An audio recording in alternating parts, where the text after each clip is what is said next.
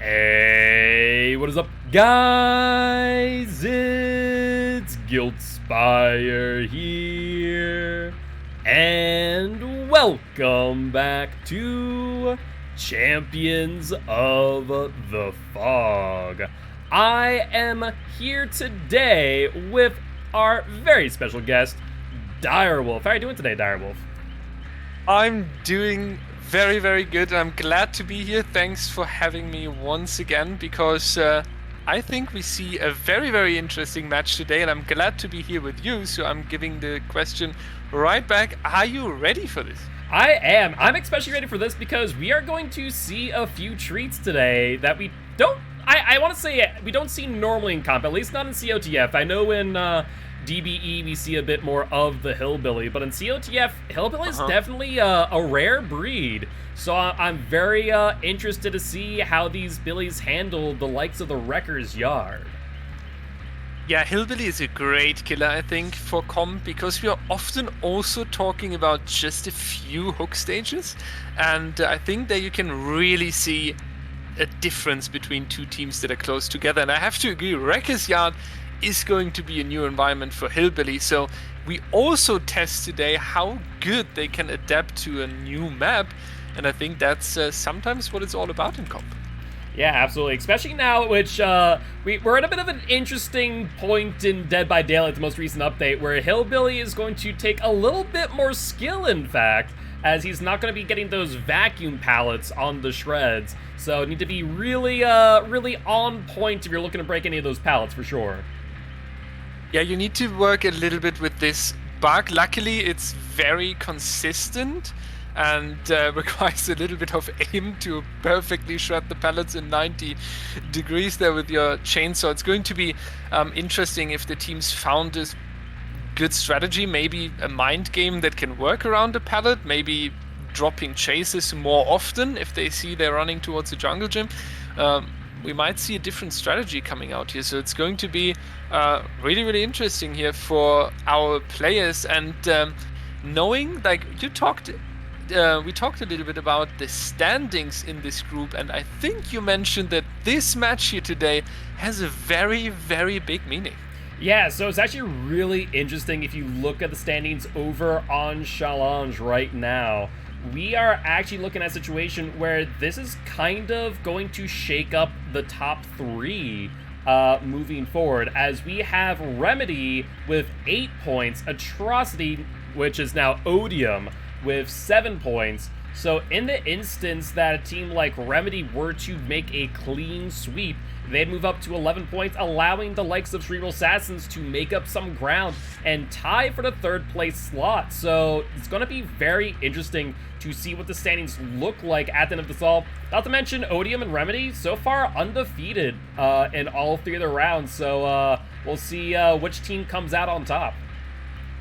Yeah, that's great. I love matches like that where you have a decision that affects the entire league or your entire group, pretty much. And undefeated here, that is going to be a really, really great match here. Also for the CA, for example, able to make some ground if a team wins here and shaking everything around. That's really, really great for you as a player too. If you can watch a match and you have the feeling, hey, that's directly impacting me. And there I have to say, as I'm the guest here, I always have the luxury position to make some comments about your org, but I think your new idea with these set points that are still given to teams, even though the overall match can be lost, was a very, very great idea for competitive Dead by Daylight, and I'm really glad that it's working out so well here. I'm really happy to hear you say that. And yeah, so far it's been really awesome because we get to see these moments where even to the bitter end, it's not over for a team. Yesterday, we actually saw a team come out from a pretty bad deficit, and though they didn't win the match, they still got a set point and came away with something and keeps them in contention for the top 2 spots of their group as they would then move on to semifinals, which reminds me, I'm already scheduling out the killer selections for round 5, and we only have 7 rounds in the regular season. It's insane to think that this season of COTF is almost over. We're just about halfway there. Yeah, that is really, really crazy, because I remember when we started talking a little bit privately about COTF Season 2, had our meetings where we always exchanged some ideas, and it feels like it was last week or 2 weeks ago, but looking on it, yeah, you're right. And also from my Golden Wolves, what they report as playing here, a lot of matches have already been played, and I think it's a good sign to say that it doesn't feel like that, because things are really, really going smoothly here. We have great matches, we see great killers, a lot of great players here as well. I do know some of the names that are here in the lobby. DMR1, for example, one of the most known Billy mains in the competitive scene, so I can definitely see why the Billy is on the table here. And I'm really hyped for this first trial, actually, because DMR1 is going to show us an insane Billy performance. Absolutely, absolutely. And so I guess in that case, you've seen a bit more of DMR1 than I have, so I'm very excited. Like I was saying prior to us getting started, Hillbillies are definitely a bit of a rare breed in COTF, so it's always interesting to see those rare Billy mains coming out to comp and seeing if they're able to hit their flicks around some of the geometry that Wrecker's Yard will provide them. Yeah, it is coming down to a lot of mechanical skill here, I think, and that's why I really like the fact that we are playing on Wrecker's Yard here, because the tiles are really small from time to time. You need to work a lot around a lot of corners, and even though it does seem to be a very small map, you still have some resources to work with on the survivor side. However, I think Wrecker's Yard I like Wrecker's Yard more and more for Billy as longer I'm talking about, but at the same time, if you do manage to zone a survivor and get them down towards the center of the map, you get rewarded with this basement hook, which really comes in handy, as Billy is one of the weaker killers. So if he manages to do that, he gets a ton of bonus here. And seeing that we already found the first survivor here just a few seconds trial. Seems to look like a very promising start for DMR1.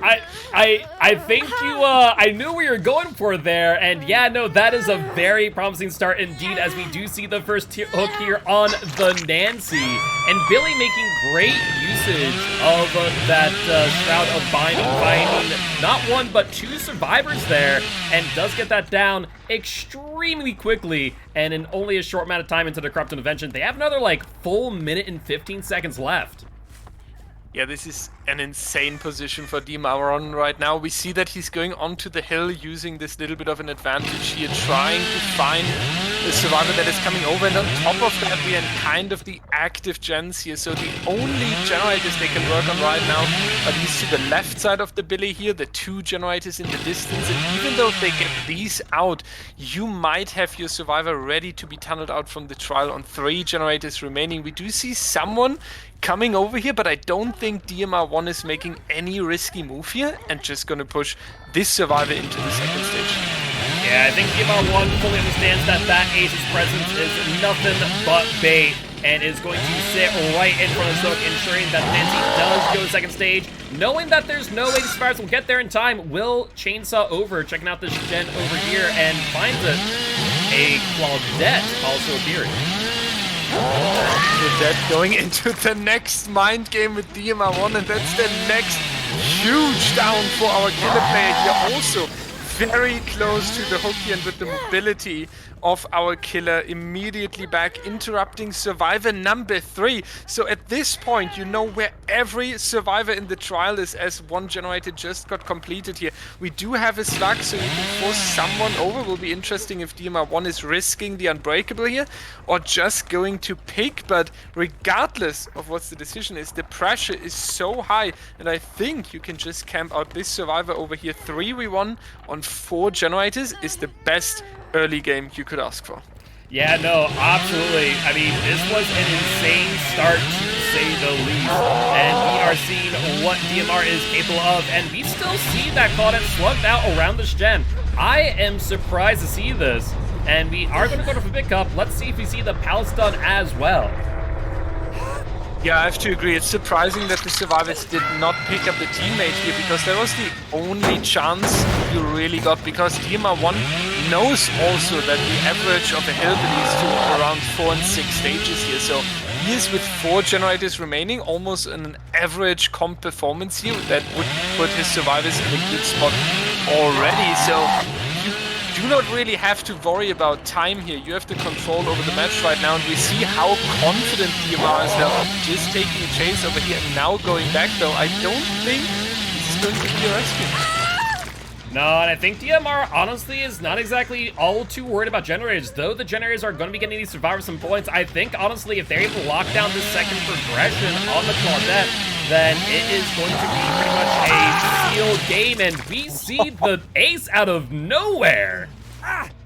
Yeah, hello Ace, and welcome to DMR1 Gaming, pretty much. I mean, I said DMR1 is a known Billy and that you should be hyped for a nice hillbilly game, but what he's doing right now is an absolute perfect game, and I've never seen him even knowing the collision here on this car to go over it. So this is really insane. Kitty, the last survivor standing, and Guild, I have to say that this looks like a 4K on potentially 3 or 4 generators standing.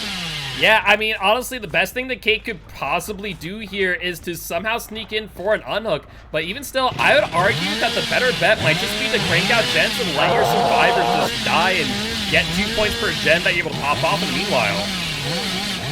Yeah, 1 or 2 more gens could be definitely an option here, and then you need your hillbilly to come out really confident, or at least closing the score gap if you're still aiming for the overall game win here. So everything is possible, and I think we do see a nice fight coming out from Kitten now with that generator. They might get a second one. Satirist has around 70 seconds, so can kind of put yourself in a good spot here, but it is going to be a really tough challenge. Yeah, absolutely. And there is that last possibility that Hatch does spawn at the shack. where Kate could try and go for a hatch escape for some extra points, as Kate has yet to be hooked, so it would rob Billy of the 6 points on the hook and gain them an additional 3. It might not be a half bad idea, but as we see Kate here with her scratch marks, I don't know if she's going to be able to last long enough in chase. Yeah, this is going to be a really tough one for Kate now, because I also think that the track hatch spawns very consistent, so DMR1 would be aware, but he doesn't even need to worry about it, because another very, very perfect down is coming in. I think from second number 1 here, we have seen a DMR1 with a strict game plan and absolutely being able to pull that off. A very, very impressive match to start here. Yeah, no, honestly, it was shocking to say the least. I was not all too hopeful based on our past performances of the Hillbillies in COTF, but DMR1 absolutely blowing my expectations out of the water, as we do see DMR had a bit of a late game build, not that it really was needed, to say the least. Yeah, that's coming on top, right? The deadlock here, the no way out, so something even bringing resources he didn't really need, so it's all coming down to his mechanical skill on the Billy here, with the low pro chains helping a little bit on the pallets there. I don't even think we saw Bamboozle in play that much, as he always curved around the tiles in a perfect angle. So basically we saw a Hillbilly with Corrupt pulling an absolute insane performance, and I think this match could be something we're gonna remember for a long time here. Yeah, absolutely, absolutely. This was a fantastic showing. Even makes me want to play some Hillbilly myself, for that matter. I mean, why not, right? I kind of sometimes I do try to, if I see a very impressive killer performance, I do try to, after tournament streams end, I be like, okay, you've seen earlier how you play Huntress. Now I'm doing it myself. It never really works, but I think you can take so much from these players, and if we have an idea now how a perfect Billy on Wrecker's Yard looks, I think we just really got it shown here. Yeah, no, absolutely. I mean, it's one of those things, especially for me as a educational Dead by Daylight player, and Billy, in my opinion, being probably one of my weakest killers. I love seeing this type of gameplay, so I'm very hopeful that we see similar gameplay from Remedy's killer, Saddleist, who will also be playing the Hillbilly on the Wrecker's Yard. We actually do have a full-on mirror match today of Hillbilly, followed by Blight and Blight.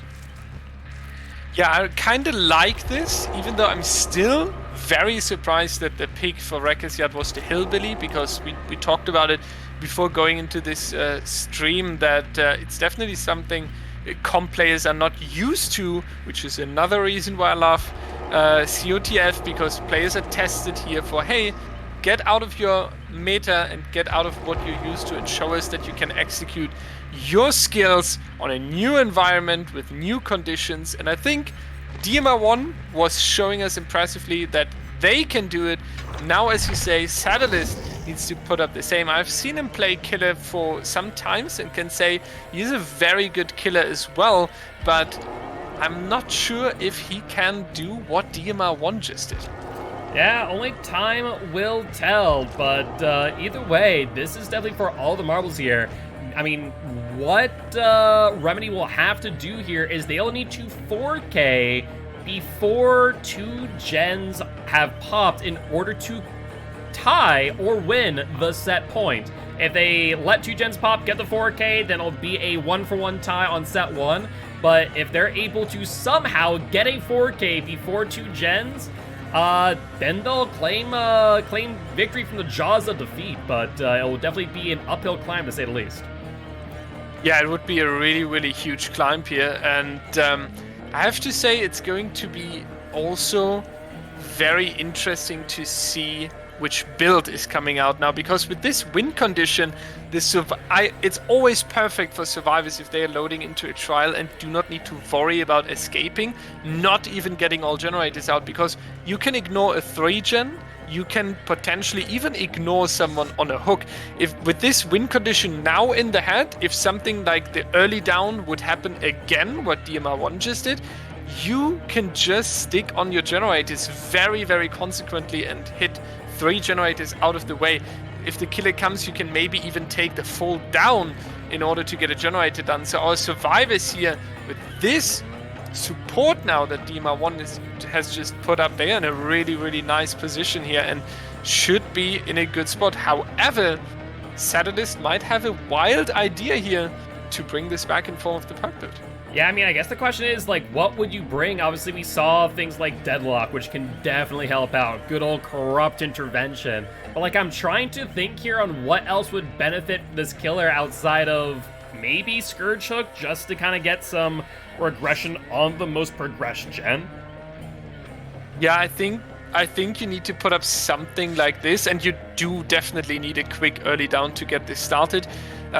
Maybe you even go for an enduring on top to force chases a little bit quicker here, and get the resources out. I'm not too sure, because it is definitely going to be really tough with the perks. Maybe Scourged Hook, enduring, something aggressive like this, paired with the Deadlock, could be something to bring here. I think it all comes down to the question if he's able to down in the first 30 seconds, because once the Survivor team gets into the flow and picks up the dynamic with this win condition, I think they're going to be quite unstoppable. Yeah, I mean, we saw pretty much an opposite scenario yesterday with my team Sample Text, where our Survivor team 4-outed 1-hooked against Twins. And so I just went, okay, cool, I just need to face camp someone. Like, so I just took my time, did what I needed. I feel like the Survivors are in a very similar scenario to where they can just go, okay, cool, we just need 2 gens. Well, in that case, we'll just sit on them, and if we take the down, we take the down, and we'll be fine with that. So I definitely think that they just need to have that in mind, understand what the win condition for the set is. Of course, if they're able to get the 4-man out, then that helps them with the match point, even though it won't roll over into the next set. Yeah, I think, and I think this is where it all comes down to as a secondary test, because if Satellist is not able to pull the win here, you still want to play a very, very good early game, potentially with a 4K in the end game, pick up the mindset, give it back to your survivors and say, hey, we definitely gonna take set number 2 here, and I made the score difference as close as possible so we can even fight for the win overall. So I think Satellist, next to trying winning set number 1 here with an insane performance, has the responsibility to put his team into a mindset and motivation where they have a chance to come back if they really need it. And I think Satellist is a good player for this, as he has some experience, but the responsibility is definitely going to cause some pressure on his shoulders here. Yeah, no, I would 110% agree, especially, you know, mindset of team and resetting that. As someone who plays comp both solo and in a team scenario, you know, trying to make sure that you have a level head, but if you're in a team scenario, making sure that you can help maintain the level-headedness or calmness of your team is as equally as important. So definitely, I think this will set the tone for Remedy going into set number 2 with the Blight. So we'll have to wait and see what comes of this match, but we'll be on Suffocation Pit next match, which I think will be very interesting with Blight. Yeah, it is going to be a really interesting match, because Suffocation Pit is really testing survivor mistakes in form of not going down in the wrong location, 4-gen potentially on the main side. First chase going to be really important, so Suffocation Pit offers a lot of testing towards the teams here. Very great first find of the survivor here, though, almost equally to Dir3Wolf. The question is, how quick is going to be this first down here? And just barely missing the Adam. That is a painful sight indeed. And Adam will get a stun on the Billy at the pallet. Very impressive to mention that Lunas is not playing it safe at all here. You can really tell these survivors here are really, really confident, because they're not even taking the resources to secure the win. You can see they are really up here to show to Satellist what they are able to do here. Yeah, absolutely. And DC Billy there with the low pro chains, making some good use of them, not to lose any distance, but transferred off the K, and now moving on to the Nia as we hear Bamboozle activate on the Shack. Yeah, so an interesting choice here as well with the Bamboozle. DMR1 and Satellus seem to agree that the tiles here are really strong against Billy, and you kind of need this window block. Nice mind game by Zach, but there should be an M1 coming out. So you do get the injury, but we are 30 seconds away from Corrupt getting expired. So the generators will potentially get completed here very, very soon. Yeah, not to mention we've heard 2 generators that are currently active being worked on pretty heavily, and Billy taking no mind to it and getting flashlight over pallet, and I think they may have an off on that. Yeah, Zach with a very nice blind here, making a lot of distance over into the Corrupt side of the area. That was another thing in Trial 1 that didn't work out for our Survivor team here. They're in a good position to chase. Nice mind game here once again about dropping or not dropping, even though Lopo Chains is in play. Very confident Survivor performance so far. Another stun coming out, and I do think 2 more generators should come out in the next couple of seconds here. Yeah, we do, however, see a generator blocked off by Deadlock, which will slow things down, but Zach with an amazing dead hard and able to get them to another tile and another stun on the Hillbilly. Absolute phenomenal run here by Zach, now using all his resources perfectly. The firecracker from his teammate, then the flashlight, the DH, the pallets. Now though it's going to be tricky here, the M1 coming out, but we do have 2 generators completed, and it's going to take some time to hook this Survivor here. Even though Deadlock is helping you a little bit, realistically I don't think Satellus will be able to take these Survivors of winning set number 1. Yeah, with those 2 gens already popped off, at this moment the best thing that Satellus would be asking for is a tie, but I think that was a bit of a tall order here, as these Survivors are very clearly showing they will not go down without a fight. Yeah, it's now coming down for our Billy here to really get the confidence for his team back, show his teammates what they are able to do, that they're able to fight back. Nice mind game now from the Billy, knows that the Survivors are going for these mind games and therefore playing out Lunas here with the Lopo Chains, and a nice hit now, a 2-tap in fact, coming out onto Lunas here in this jungle gym. So that is going to be a second hook, and that's exactly what Satellus needs to go here. Quick downs, confident performance as a signal to his team, hey guys, we're gonna move forward here as fighting. Yeah, overall, amazing job on Silent's part, and amazing play there with both the low pro and recognizing that mid-vault there, giving them some extra time for that M1 down. Yeah, it's now coming down to the question what he decides to do. I do think we actually see Lunas getting away here, so our Billy is opting to go for the fresh hook across the board, which also proves that it's a very confident killer here. Nice zoning with the Lopo Chains, not trying to go for the injury. We do see Lunas taking a hit, so potentially decisive strike or unbreakable here for this aggressive play, but there is generator number 3. Yeah, I am quite surprised to see the Atom there, but it makes a ton of sense when you think about it. With the way the score works, this K is worth more than the second hook on the Atom. So Billy here really does want to get her down, and if they have a late game build similar to what we saw last game, it would make sense if they also might have no way out. Yeah, this would definitely be a pick we could imagine here. No way out, a perk that is pretty often taken on Hillbilly together with like No One Escapes Death, for example. So we might see something like this coming out, especially considering that we have a Deadlock, and we do see another trade coming in here. Mia is in fact taking a hit for our Survivor Kate, as she has adrenaline. So our Survivor team here from the start, I remember the Firecracker was the first resource we saw to the adrenaline. Everything is timed into the very last detail here. That was an impressive play. I was curious there to what the Nia was doing, but now it all makes so much more sense. And Hillbilly, with the haste status effect, mind you, trying to go for this down on the Kate, does secure it, and now will actually not go for the Claudette. I'm a bit surprised. I fully expected them to go for that additional down, but they have decided to take their hook and go for the additional progressions. Yeah, I'm would have not been surprised about a slug play either, because you do need to get the pressure onto these survivors now, especially as you did not bring the expected no way out, and therefore you don't have additional time on the exit gates. And we do see that Lunas and High Surveillance are already leaving the trial here. Zach is still in the exit gate. We might see a little bit of a play coming in there at the exit gate to further. Yep. Oh, actually, the Deliverance coming in. That Well, here's makes the a thing. lot of sense. Here's the thing. I'm kind of wishing Zach would have stayed longer, because hatch spawns here at Shack. I think they're going for a hatch play.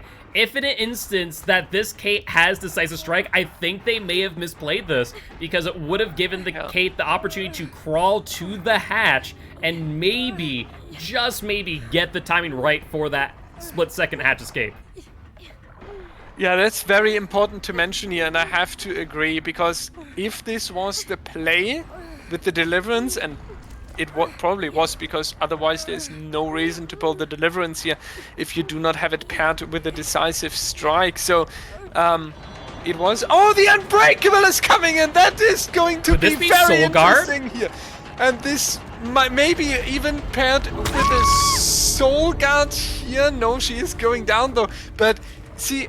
Even I have to say right now, I was talking about Decisive Strike, not even having Soul Guard or Unbreakable in mind, and that shows how surprising Odium is performing here, that they have more ideas than we can even think of when we are casting over this match. Really impressive. I was 100 expecting, you know, a Unbreakable into Decisive, but I'm pretty sure that Adam picked himself up earlier in the match, so I'm almost 100% certain that may have been Soul Guard, with the mind that they could have had the Hillbilly, but no, it was Unbreakable. It was, however, without that Decisive Strike.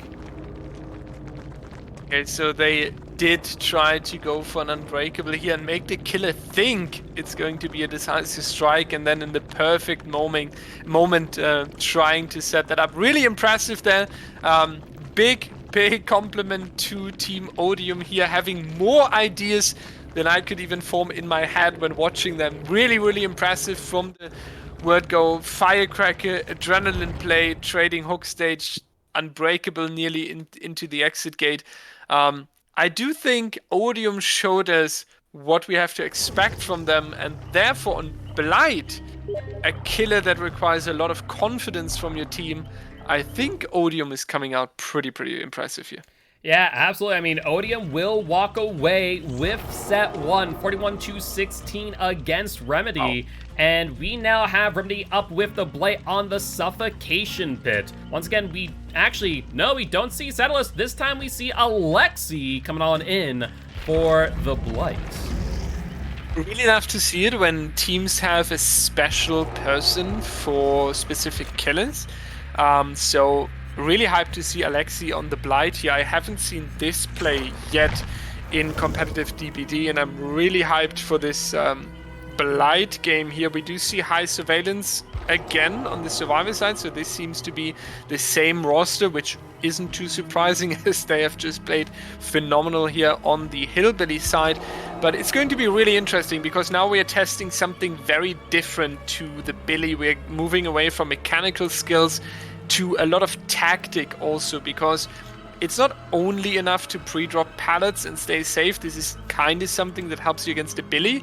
We are now looking towards, like, in which location of the map are you dying? How efficient is your team in the meanwhile? So it's going to test some additional things here, and I do also think that this is exactly the reason why Remedy could show us a very nice comeback here. Yeah, no, I mean, we moved to set 2 with a clean slate, so I think it just comes down to Alexi making sure they come in with a clear head. And I think the biggest thing we're going to see here on Suffocation Pit is make sure, even though you have the best mobility in the game with the Blight, don't overextend yourself. I think that is one of the biggest things that even Blight players especially get into their heads on maps like Azrael's Resting Place, Suffocation Pit, and they try and play the entire map, where if it's Suffocation Pit, hold down your 3 or 4 gen and play it out that way. Yeah, I have to agree. You need to be really careful, especially as Team Remedy here coming out on Killer First, because you really want to win set number 2 and maybe even put up the big surprise here and get the overall win.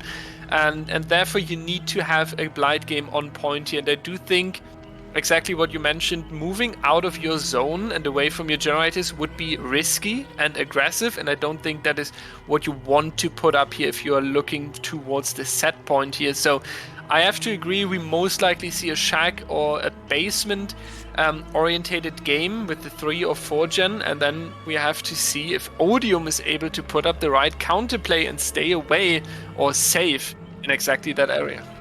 Absolutely, absolutely. So here's a question for you, and kind of pick your brain. We saw 2 somewhat late game builds. One with Deadlock, No Way Out. One with Deadlock and Noed. Normally you see those 3 together. And I want to get your thoughts from DBE's perspective, as we've been seeing the comp meta really shift over to Corrupt, Deadlock, No Way Out, Noed. What are your thoughts on how the meta has developed? Yeah, it's very interesting to see that players over the past weeks or month have built up a lot of confidence, I would say, for their mid game, because a few months ago we saw a lot of Ruin Undying. That was the old one. Then we had Ruin and Pop, and I don't think the end game build is necessarily that strong compared to Ruin and Pop, but it seems like our killers can say, hey, I'm getting enough stages without perk help, and then I have these end game perks in my back pocket. And I think that's a very interesting and really impressive signal from the killer players, that they are able to put up a performance like this. And especially with having access to all these perks over here, it's going to be interesting to see what is going to be the focus, because I could imagine that Remedy is trying to put up something more risky with maybe a Ruin and hoping it's standing for a longer time, and in order to keep a 3 or 4 gen on one side and put up a good score here. Would be interesting to see what they're putting up here, but overall I would say our killers gained a lot of confidence, which is really beautiful to see. No, absolutely. It has been something, though, where I almost feel like I'm now in your shoes back in the day where you were debating between Decisive Strike and Kinship being in the same meta, where I'm like thinking like, do we make it so you can only pick one and not have both at the same time? Because the end game's getting very consistent, where we're seeing that No Way Out, and especially if the killer does hook all 4 survivors, that additional 60 seconds worth of time is a monstrous hill to climb for the survivors. Yeah, it is. That's going to be really, really interesting to think about, because the combinations basically of how they're coming back into this challenge here is going to be a deciding factor. Because if you do decide for full risk, for example, Ruin Undying, something like this, our survivor team has the chance to be lucky, to be really experienced with the totem spawns, etc. And then you take this out. But if it works, Ruin Undying is the strongest thing you could imagine, especially on a Blight. And if I would need to make a prediction, I think a mix, as you mentioned, is also possible. Maybe a Ruin, maybe a No Way Out. It's hard. I don't want to go for definite, but a mix is definitely something they probably consider at least. All right. We'll have to wait and see. I'm also curious because in COTF we do have Scourgehook Pain Residence available, so we have actually started to see that used as well. But we see the Blight here over on Suffocation Pit immediately break the door, and I imagine checking this side for any wayward survivors spawn alongside them.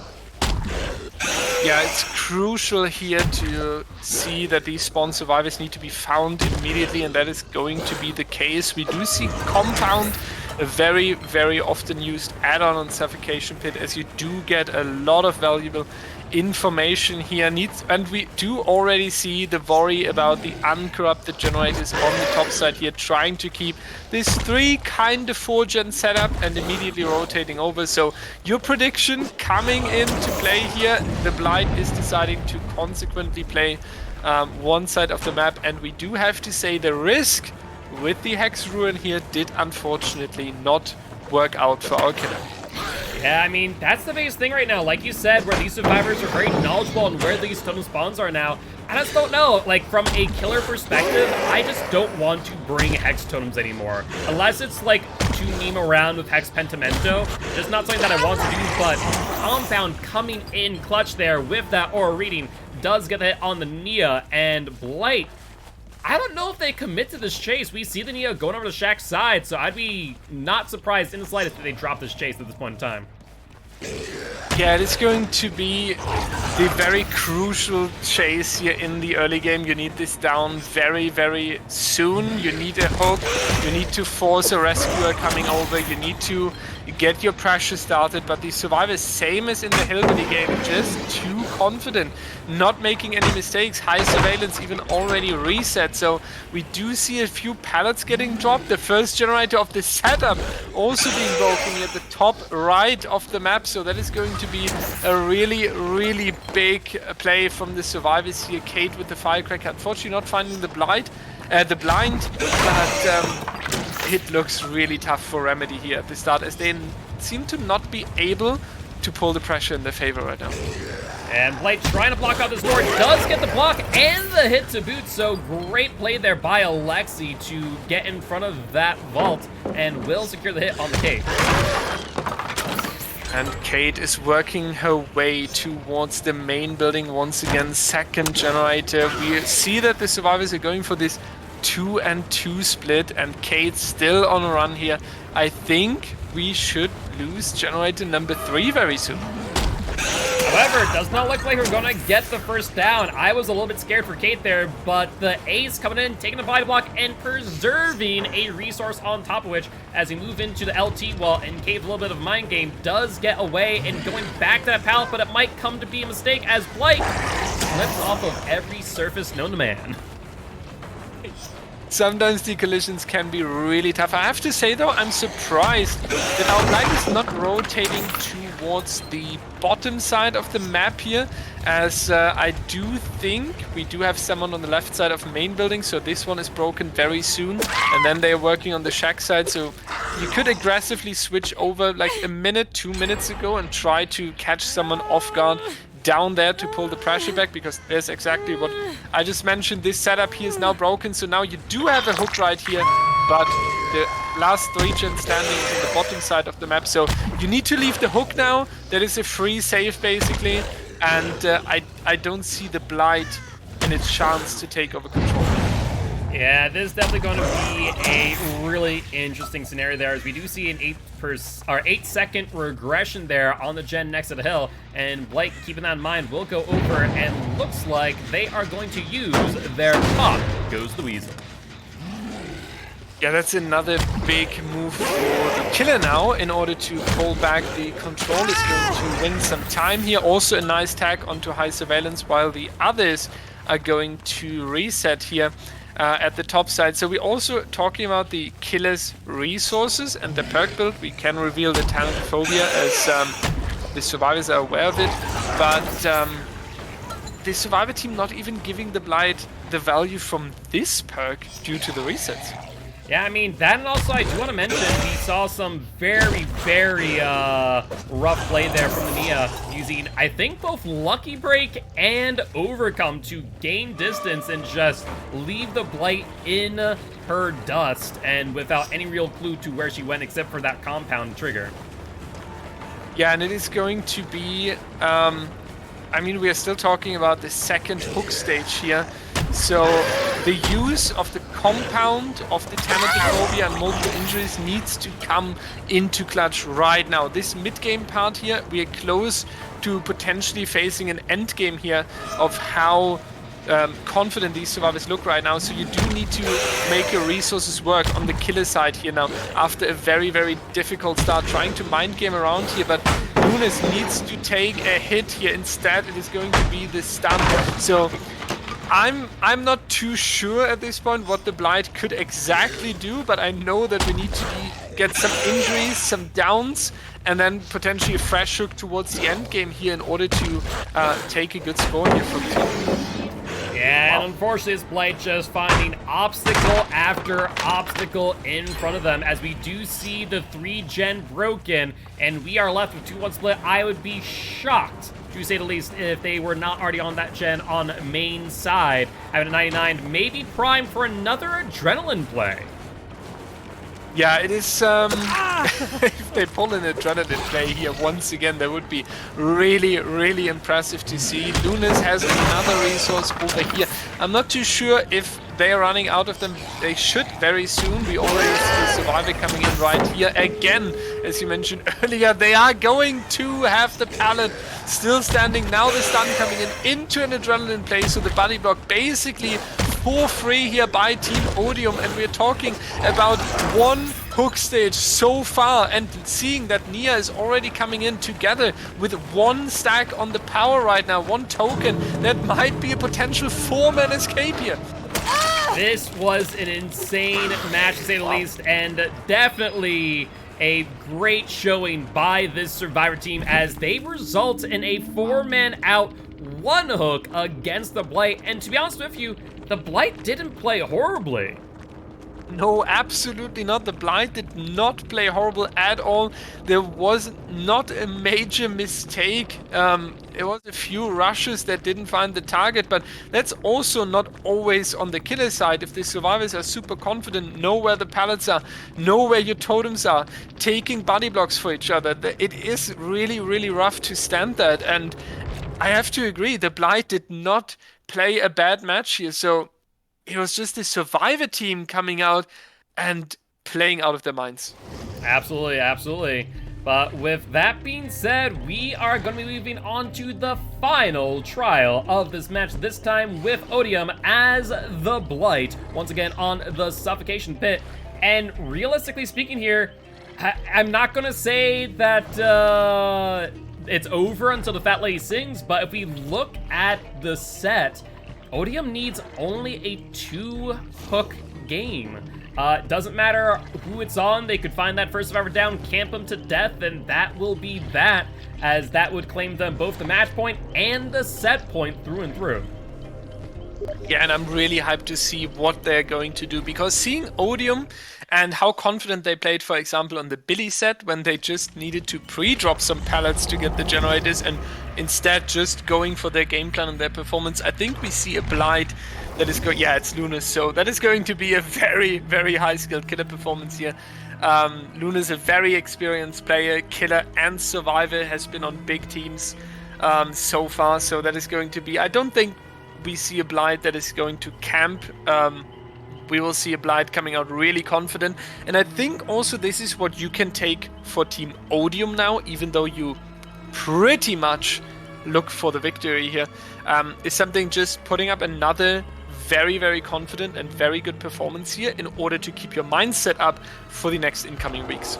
Absolutely, absolutely. And I mean, if we're looking at next week's match, as we'll be seeing Team Odium with another win underneath their belt, if we look at the upcoming match for them in week number 5, we are going to see Odium against Golden Wolves. Ooh. Woo! Okay. So now we need to shake the bias off.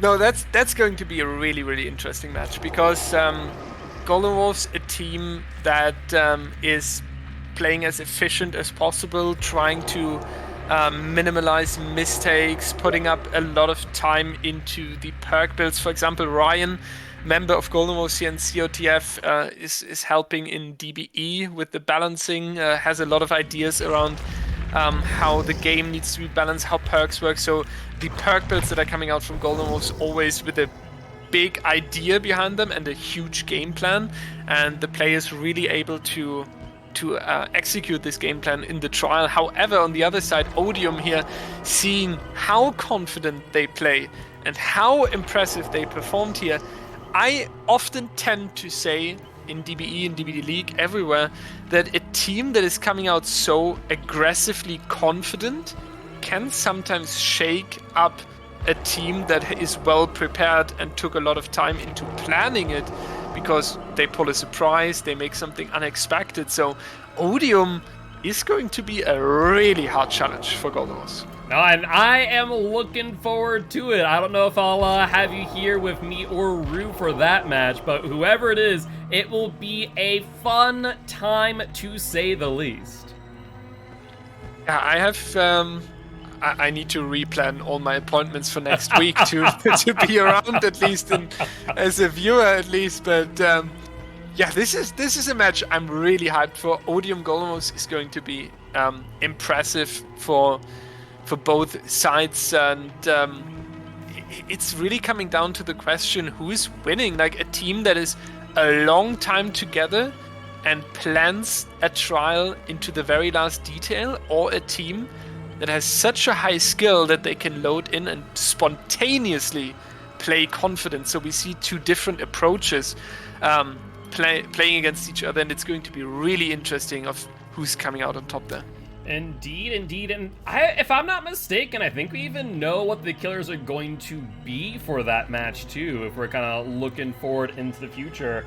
As, let's see, for Odium and Golden Wolves, we have right now set up, looks like we're not entirely done just yet for next week's. It looks like it's still in the process, in the works. We've gone through the first ban and pick phase, whereas wait on the second pick phase to continue. Okay.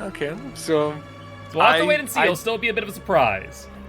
Yeah, a little bit of a surprise, but I'm really happy to see what they're bringing out, because if I'm thinking about my team there and what they could pull up to go against Odium, because Odium is a team where you not only have to consider who is going to be your killer and which character do you bring, you also need to make sure that you don't play something they are very, very good in countering. For example, Lunas is an amazing player against Nurse. And Odium in general has a high experience against nurses. They have a lot of experienced nurses themselves.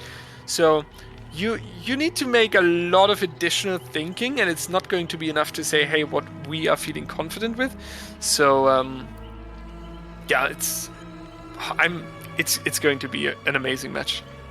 Indeed. I will say, unfortunately, Nurse is still going to be banned by the time that match comes about, because my hope is that Tuesday we're going to get a hot fix, and they're going to fix all of the things they broke without breaking other things. However, I'll just continue to cross my fingers with that being said. Yeah, because especially the second part of not breaking more is going to be really, really huge, because at this point we have to realistically say that the competitive scene suffers a lot from what the developers are doing from time to time, and even from their balance decisions from time to time, because I could imagine that Wake Up under certain circumstances, or even entirely, might be banned from competitive if we get a better idea of how it really works. But I think for the highest skill levels, behavior is just not aware of what a perk change really has in form of an impact, and we sometimes, I think, do suffer a lot from that. Yeah, it definitely is interesting. And I actually will say COTF has officially banned Wake Up, because we don't do specific bans for specific killers, and seeing how there are certain circumstances on the maps that we play on where if the killer closes hatch and they're a 110 or a killer with no mobility, there's no physical way for them to get to an exit gate. Wake Up has officially been banned because, just those additional 3 seconds, even on a mobility killer, can still be crucial to stopping that exit gate from being opened. So Wake Up officially gone from COTF until further notice, and we'll see if that changes as we see things develop in DBE and DBDL.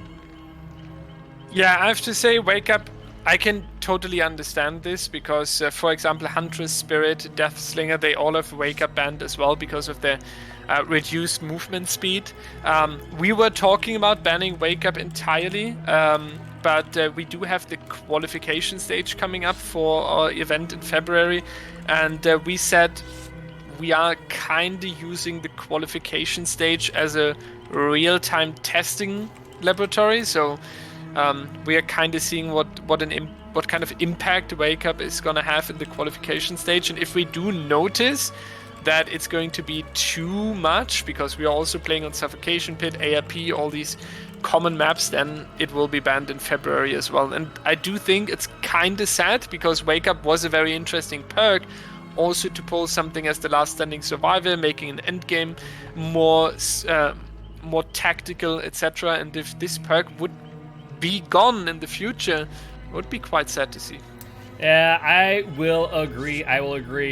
I have a few ideas I definitely want to speak with you about and kind of get your thoughts on, because I definitely want the endgame to be shaken up a little bit more, because we are definitely seeing some interesting plays like we did just earlier with the potential Hatch escape, that attempt there, since Hatch is known to both sides at the very beginning.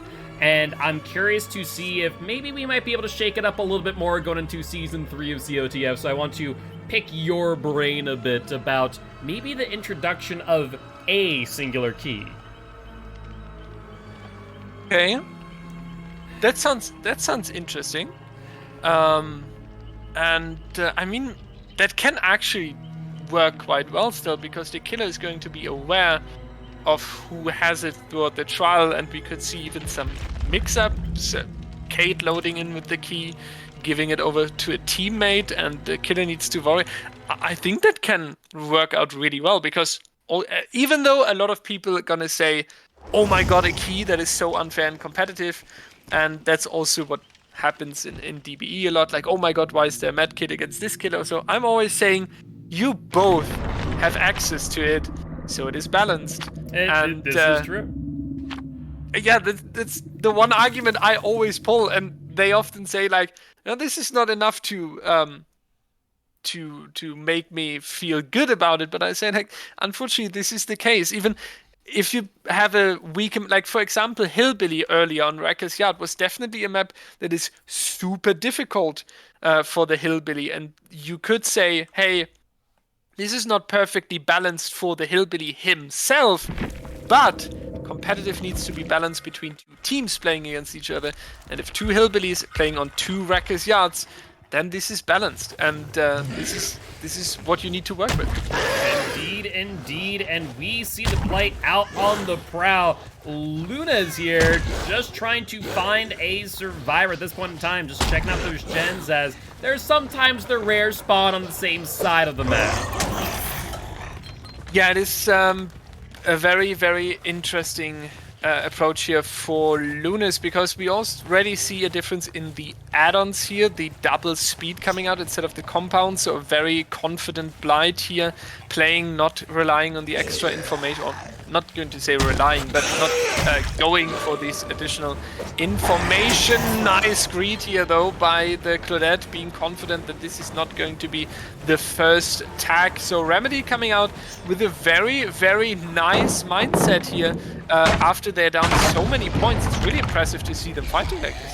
Yeah, and not to mention that, but we also see Ruin get cleansed very early, so both Ruins on both sides pretty much got zero value thus far. The question is whether or not these survivors will be able to capitalize off of this and potentially put up similar results to what we saw Odium's Survivor Squad.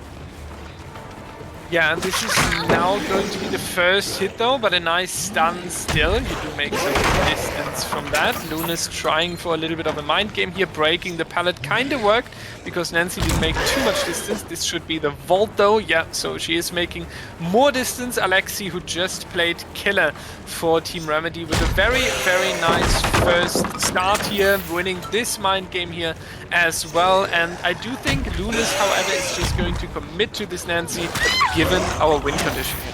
Yeah, it makes sense. And at the end of the day, though Lunas might be tempted to go out and find some additional survivors, honestly, hooking here in the basement is probably the best thing to do here, and just wait out until at very least second stage.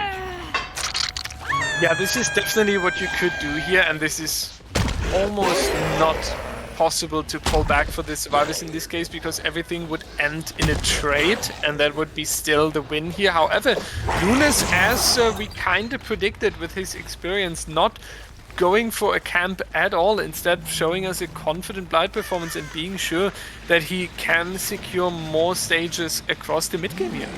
Yeah, and I'm definitely impressed with that, and we do see that unfortunate slide as they had found another survivor, looks like heading over towards the basement for the unhook, and I imagine if they do commit to this, it will be a 1-for-1 trade for a deliverance play, but Luna's not able to secure the hit, and Claudette getting by, but not fast enough.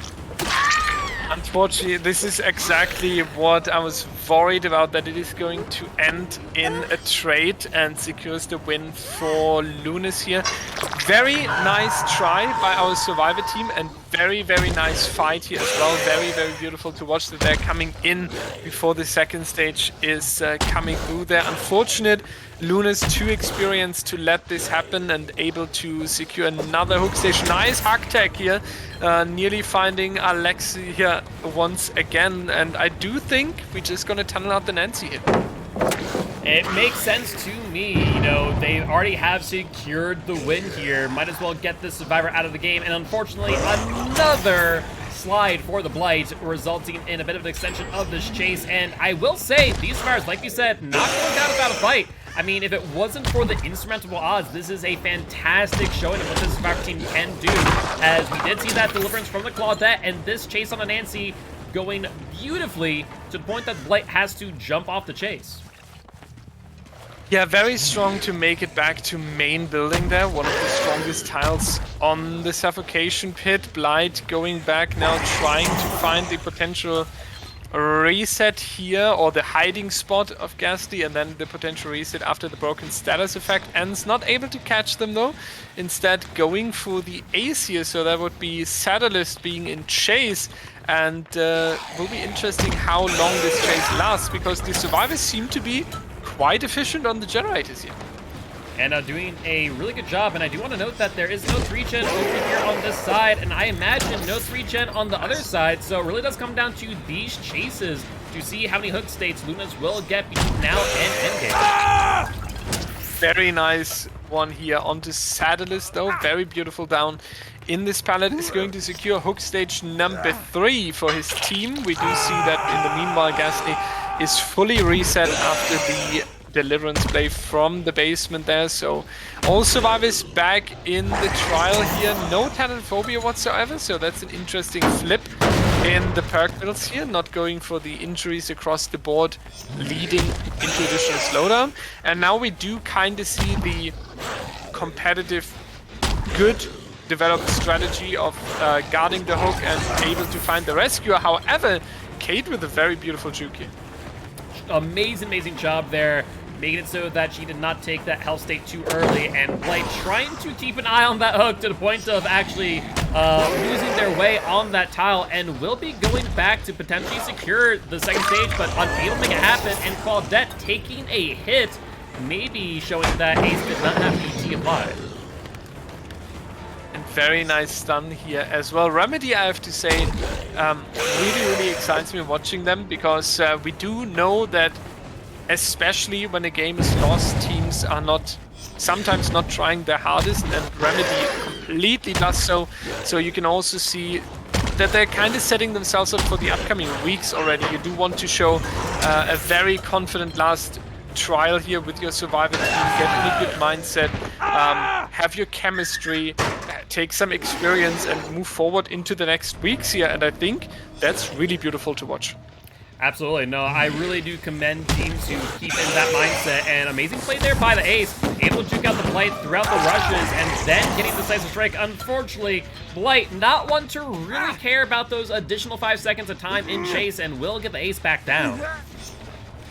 Very quick and nice down here after the DS. We see another reset coming in, which gives us the idea that the survivors are a little bit slower on the Nevermind generators right now. They still get generator number 4, even with the reset. Even more impressive that they are so efficient here. The last one should take a bit now, though, because we do have a deadlock over here. We do have 2 generators untouched. So as soon as deadlock expires, I think Lunas is in kind of a trouble, especially if he's not applying this pop goes the weasel kick here. But it's going to be interesting if he prioritizes generator or survivor, and I do think we're actually going to see the kick here. Yeah, I mean, it is a smart play. They're looking to extend the match. The only problem is whether or not the gen on the opposite side has any progress as well. And honestly, if these guys are smart, they will be over there. But Blight, looking to take advantage of that knowledge, will go over there themselves, and it'll actually be on the tail of the ace and will go down with that decisive strike being out of the match. Lunas will pick out without any hesitation. Yeah, very, very nice by Lunas now to get the elimination here. The 3v1 now controlling the generators is a little bit easier. However, as you mentioned, 1 is cross map, so that's going to be a lot of travel time jumping onto the survivor here very much from the hill and getting a nice down onto Kid. A very, very nice play here. Last generator in exchange, so the survivor is very confident on the top side there. But if they are already on the door here, given we have no way out, they should escape with a 2-man. And I think that's the biggest play. We have seen the deliverance, so Blight has nothing to worry about in that regard. And we see no progress on the exit gate, though there were some scratch marks that I'm not sure if Lunas actually was able to see.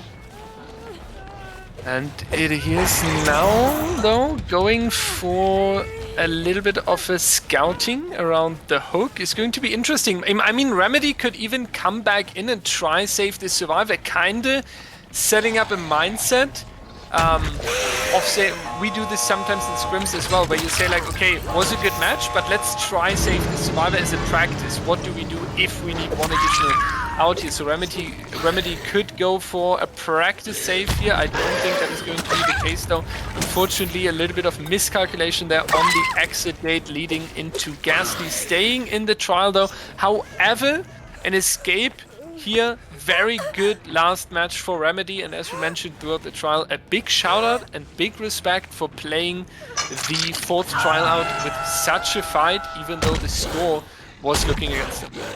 Absolutely.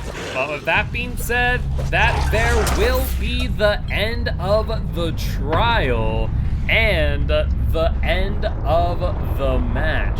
So I do believe the score is coming in as we speak, and we are looking at a total of 42 points Odium to 15 points Remedy for this set, and an overall score of 83 Odium to 31 for Remedy. So congratulations to Odium for the win, and GG well played to Remedy. Yeah, very, very huge game here. Odium definitely giving us an idea what we have to expect from them for the rest of the season.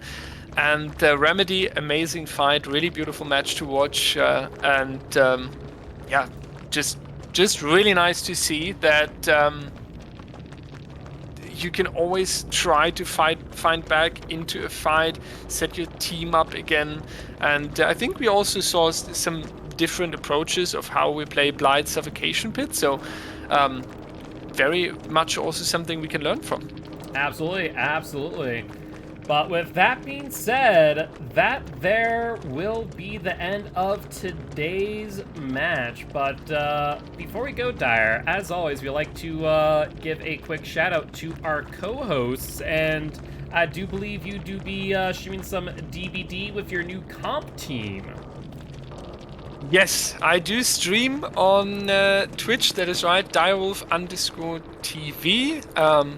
Now with some cold practice as well, my new team I just joined, amazing people, and I'm trying to be around in the community in that way more. We are hosting a tournament soon as well, so would be really nice to have you around or say hi. But I have to say once again, it was my 3rd time COTF now, and I know you from way before I was here as a guest, because we talked about rule sets, balance, different ideas. I appreciate all the cooperation going on in the background, and what we are trying to set up for the future, looking onto scheduling, looking onto players' behavior sometimes as well, but all this cooperation here between COTF and me personally, my wolf pack, the DBE was just amazing.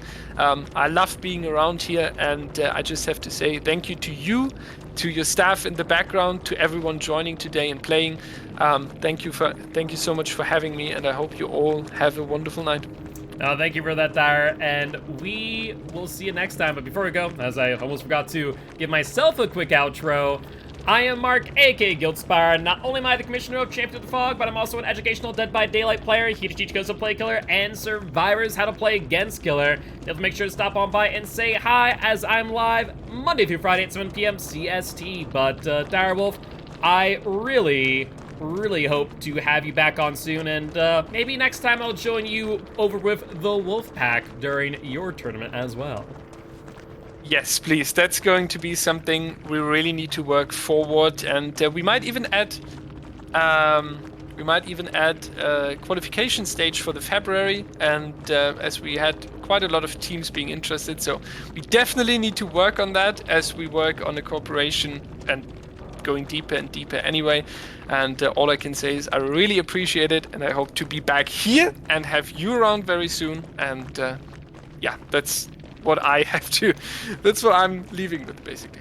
Awesome. Well, we will be live once again in just 43 minutes.